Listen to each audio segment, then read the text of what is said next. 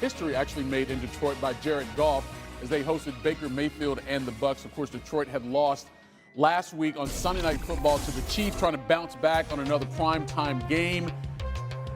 And what a performance all around it was by this squad, starting, of course, with Jahmyr Gibbs. Quick pass from Goff, out here like he invented smooth. Avoids 2 tackles, gets the first down, 30 yards on that gain for Gibbs. A couple plays later, Goff to Amon-Ra St. Brown are over the middle. His 40th career receiving touchdown. That's 3rd most in franchise history. Browns up 7-0. We go to the second quarter. Lions facing a 1st and 10. Jahmyr Gibbs. Oh, gone. 78 yards on this score. He's the first Lions player with 150 scrimmage yards and a scrimmage touchdown in a half since Calvin Johnson in 2013. I need to know more about that celebration. Lions are up 14-10. Bucs trying to respond. Baker to Mike Evans, and it looks like we have consequences and repercussions. Evans did not get up very fast.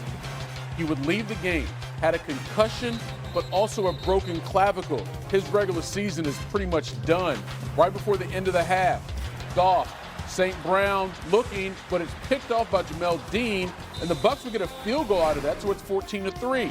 First drive of the 3rd quarter, Baker, little screen to Tez Johnson, and he does the rest. Follows his blockers, jumps over a dude, spins into the end zone for the touchdown.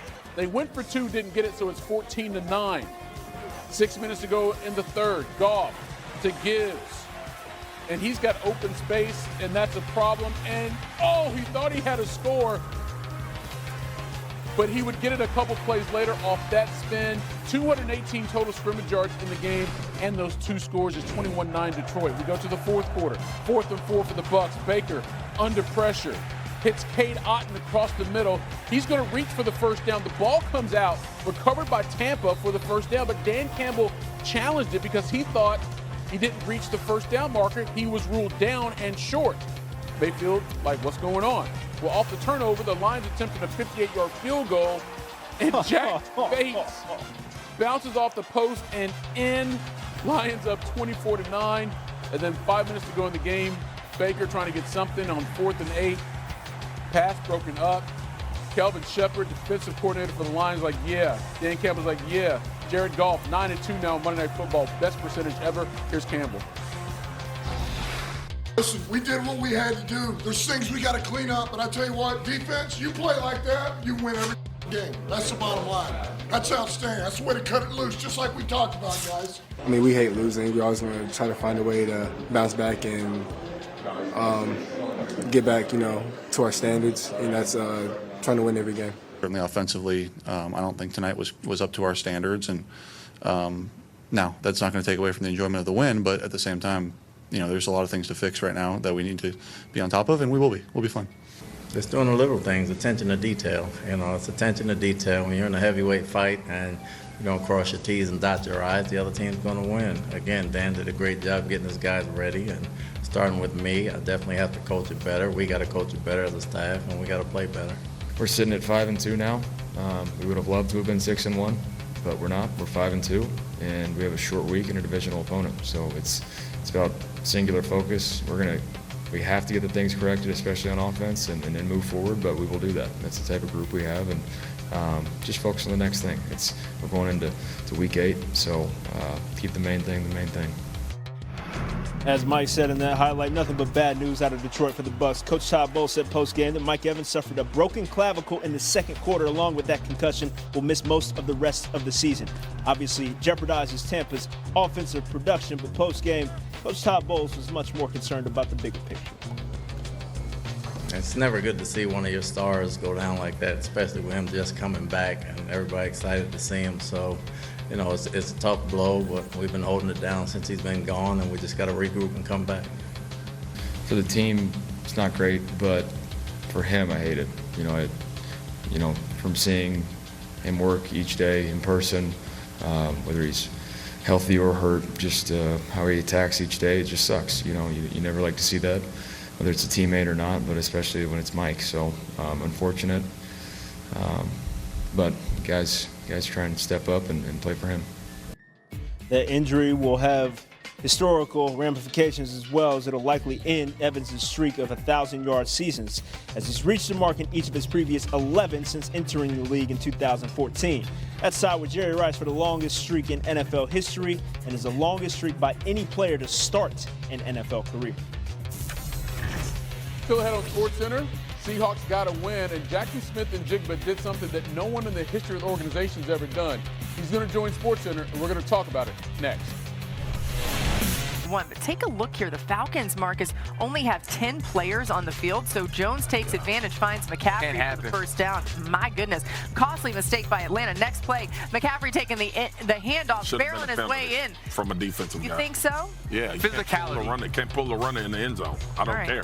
Good run, though, CMC. I like going to Marcus on, like, the highlight, and he makes it a low light. That's good stuff. 20-10. Love you, Swagoo. That was the 9th career game for Christian McCaffrey with at least 100 rush yards and 50 receiving yards. That's tied for third most in the NFL history, behind only Marshall Faulk's 15 and Walter Payton's 10. CMC accounted for 62% of the 49ers' yards from scrimmage, highest by any player this season. I want to tweet us if you have him on your fantasy team and tell us, like, how you just smack somebody down. Let's start on the offense, Mina. Why was that run game so effective? You know, the Niners run game has gone through a lot of evolutions, right? They went from zone to gap. This year it was a lot of zone early on, but in this game they leaned really heavily into the gap runs, particularly when Divine Diablo went out. I think they realized they had a matchup advantage there, and it was just power all night long. A few of the highlights. This is two-back power, so you got Juice, the fullback, but watch the down blocks. You got Dominic Pooney pulling across that you get from Trent Williams, who, by the way, is still awesome, as well as the tight end, Luke Farrell there, clearing the way for a big chunk gain. Again, this is another power run with Pooney pulling. Trent Williams does his thing, but I want you to watch again from the down blocks, the left guard, Colby there, clearing a lane for McCaffrey, who always runs with great vision on gap runs, squares up to safety. Back to two-back power. This time, you got the other guard pulling, and again, the down blocks. Look at Colton McKivitz. Oh, my God. Walling him off, and then who's up there? Oh, yeah, George Kittle. He's back from the backside, climbing to the second level. That's how you get over 10 yards a pop for Christian McCaffrey. They were dominating them at the line of scrimmage last night. Man, I love those lanes. That was a great take. What you trying to do today? I know you loved it. I get you a steak dinner. That was a new car. Might as well be a steak dinner for addition you, to the house. What you want? Exactly. You keep asking me, what do you want? Now we're going to make you even happier because we're going to talk about the defensive side. This 49ers defense held the Falcons offense in check. The Falcons offense is starting to look a lot better. How did they do it? Aggressiveness and crazy confidence. And that's what I love about Robert Saleh and the way he called plays, especially at critical times of the game. First, you see the games on the interior, and Bryce Huff was an animal last night as well. But the interior pressure and creating games and getting these guys off kilter. Bryce runs through a chip, but if he doesn't get home, the TE game on the interior is going to get home. He used Bethune, not Bethune-Cookman, because they a beast too. But Bethune was an animal going through the center of the line of scrimmage. I hate to show my guy like this, RC, because we love the back in Atlanta. I'm not going to even say his name because of what happened to him. And then here, this is a critical down the distance. They wrap Bethune, another game to get after Michael Penix. So opposite of what I showed the New York Giants do earlier in the show. Robert Saleh said we're going to speed Michael Penix up. We're going to hit him and force him to make inerrant passes. And what you didn't see is that it affected the way he was throwing the football at the times he wasn't hitting. I love the fact that you bring up Robert Saleh. Because of that time with the Jets, we forgot how great of a defensive mind he truly was. And when you lose a guy like Fred Warner, I made the joke on the bus that I would have been like, we can't win no way. We ain't got Fred Warner. We can't stop nobody. But when you watch this team, he didn't become vanilla because he was playing with Tatum Bethune and also playing with Chase Lucas at the slot. He continued to pressure. He continued to give a variety of looks, and I felt like he stymied Michael Penix Jr. the entire night. Robert Saleh, week after week after week, has been progressing with this defense. They're starting to make more plays, starting to put more pressure on the quarterback, and when you can rebound from, in my opinion, losing one of the best players in the league, no doubt in any position, I think that says a lot about the way that you're preparing your team to execute. Your joke before the show, you were saying too, you're like, I would have played bad. I would have played bad. RC, man, you could do all kind of stuff without Fred. I can't do nothing. They gonna know I'm coming, coach. Oh, the truth comes out. All right, still ahead. Let's talk about the Philadelphia Eagles. They had a great showing yesterday.